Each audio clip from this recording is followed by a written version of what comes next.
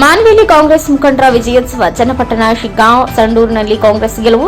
ಮಾನ್ವಿ ಪಟ್ಟಣದ ಅಂಬೇಡ್ಕರ್ ವೃತ್ತದಲ್ಲಿ ಪಟಾಕಿ ಸಿಡಿಸಿ ಸಂಭ್ರಮ. ಕಾಂಗ್ರೆಸ್ ಯೋಜನೆಗಳೇ ಗೆಲುವಿಗೆ ಕಾರಣ. ಬಿಜೆಪಿಗೆ ತಕ್ಕ ಪಾಠ ಕಲಿಸಿದ ಮತದಾರರು.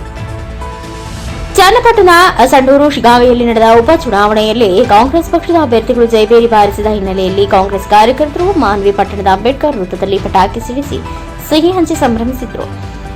ರಾಜ್ಯದ ಮುಖ್ಯಮಂತ್ರಿ ಸಿದ್ದರಾಮಯ್ಯ ಜಾರಿಗೆ ತಂದ ಯೋಜನೆಗಳಿಗೆ ಗೆಲುವಿಗೆ ಕಾರಣ ಎಂದು ಸೈಯದ್ ಖಾಲಿ ಖಾದರ್ ಹಾಗೂ ಬಾಲಸ್ವಾಮಿ ಕೂಡ್ಲಿ, ಶಿವರಾಜ್ ನಾಯಕ್, ಬಸವಂತಪ್ಪ ರಾಜ್, ಸುಭಾಷ್ ಚಂದ್ರ ನಾಯಕ್ ಜಯಘೋಷ ಕೂಗಿದರು. ಬಿಜೆಪಿ ಪಕ್ಷ ಎಷ್ಟೇ ಪ್ರಯತ್ನ ಪಟ್ಟರೂ ಮತದಾರರು ತಕ್ಕ ಪಾಠ ಕಲಿಸಲಿದ್ದಾರೆ ಎಂದು ಸಂಭ್ರಮಿಸಿದರು.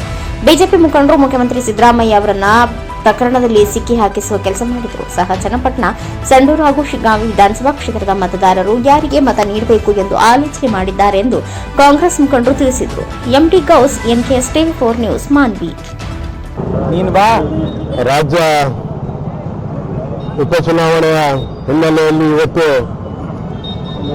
ಬಹಳ ವಿಜೃಂಭಣೆಯಿಂದ ನಮ್ಮ 3 ಅಭ್ಯರ್ಥಿಗಳು ಚನ್ನಪಟ್ಟಣ ಮತ್ತು ಶಿಗ್ಗಾಂವಿ, ಸಂಡೂರು ಈ 3 ಚುನಾವಣೆಯಲ್ಲಿ ಕಾಂಗ್ರೆಸ್ ಪಕ್ಷದ ಅಭ್ಯರ್ಥಿಗಳು ಬಹಳ ಅದ್ದೂರಿಯಾಗಿ ಬಹಳ ಜನರ ವಿಶ್ವಾಸವನ್ನು, ಸನ್ಮಾನ್ಯ ಮುಖ್ಯಮಂತ್ರಿಯವರ ವಿಶ್ವಾಸವನ್ನು ಗೆಲ್ಲಿರುವಂತಹ ಕಾಂಗ್ರೆಸ್ ಪಕ್ಷ ಇಡೀ ಭಾರತೀಯ ಜನತಾ ಪಕ್ಷ ಮತ್ತು ಜಾತ್ಯತೀತ ಜನತಾದಳ ಎರಡು ಸೇರಿ ಬಹಳ ಅಪಪ್ರಚಾರವನ್ನು ಮಾಡಿದರು ನಮ್ಮ ಮುಖ್ಯಮಂತ್ರಿ ಮೇಲೆ.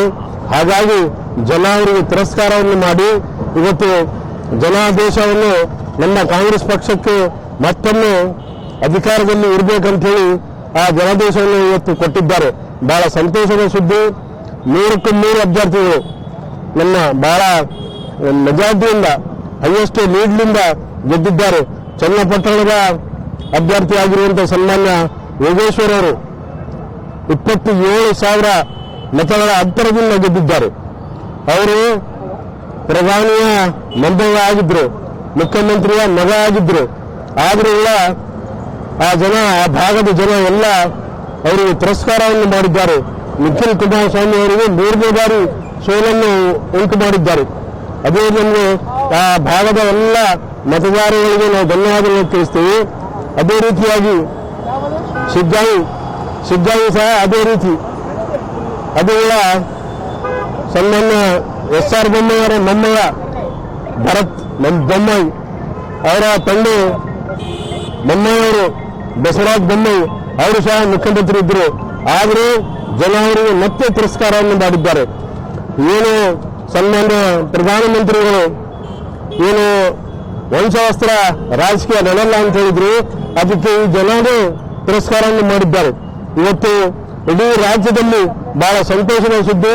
ನಮ್ಮ ಮುಖ್ಯಮಂತ್ರಿಗಳಿಗೆ ಇನ್ನು ಬಲವಂತವಾಗಿ ಇರಲಿಕ್ಕೆ 5 ವರ್ಷ ಅಧಿಕಾರದಲ್ಲಿ ಇರಲಿಕ್ಕೆ ಎಲ್ಲ ಜಾತಿ ಜನಾಂಗ ವರ್ಗ, ಅಲ್ಪಸಂಖ್ಯಾತರಾಗಲಿ, ದಲಿತರಾಗಲಿ, ಹಿಂದುಳಿದ ವರ್ಗಗಳಾಗಲಿ, ಪರಿಶಿಷ್ಟ ಪಂಗಡ ಮತ್ತು ಪರಿಶಿಷ್ಟ ಜಾತಿ ಎಲ್ಲ ಮತದಾರ ಬಂಧುಗಳು ಸನ್ಮಾನ್ಯ ಮುಖ್ಯಮಂತ್ರಿ ಅವರ ಕೈಯನ್ನು ಮತ್ತೆ ಬಲಪಡಿಸಿದ್ದಾರೆ ಅಂತ ಹೇಳಿ ನಾನು ಈ ಸಂದರ್ಭದಲ್ಲಿ ಹೇಳಲಿಕ್ಕೆ ಇಷ್ಟಪಡುತ್ತೇನೆ. ಎಲ್ಲರೂ ಕಾಂಗ್ರೆಸ್ ಪಕ್ಷದ ಅಭ್ಯರ್ಥಿ ಪರವಾಗಿ ನಮ್ಮೆಲ್ಲರ ಸಂತೋಷದ ಒಂದು ವಾತಾವರಣ ಇಡೀ ರಾಜ್ಯದಲ್ಲಿ ಇದೆ.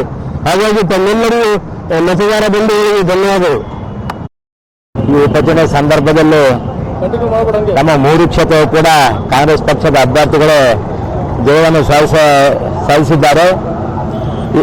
ಕಾರಣವಿಷ್ಟು, ಕರ್ನಾಟಕದಲ್ಲೂ ದೇಶ ಕಂಡ ನಿರಂತರ ನಡೆದ ಸರ್ಕಾರ ಇದ್ದರೆ ಅದು ಸಿದ್ದರಾಮಯ್ಯ ಸರ್ಕಾರ. ನಾವು ಪ್ರಣಾಳಿಕೆಯಲ್ಲೂ ಈ ಕರ್ನಾಟಕ ಜನತೆಗೆ ಏನು ನಾವು ವಿಶ್ವಾಸವನ್ನು ಹೇಳಿದ್ವಿ, ಆ ಪ್ರಣಾಳಿಕೆ ಪ್ರಕಾರ ನಮ್ಮ ನಿರಂತರ ನಡೆದಿದ್ದಾರೆ. ಹೀಗಾಗಿ ಬಿಜೆಪಿಯವರು ಏನೋ ಅಪಪ್ರಚಾರ ಮಾಡಿದ್ರು ಕೂಡ ಮೂಢಾಗರಣ ಆಯಿತು, ವಫ್ ಆಯಿತು, ಯಾವುದೋ ಕೋಮುಗಲಗಳು ಕುಂಭಕ್ಕೆ ನಿರ್ತಾ ಬಂದರು ಅವರು.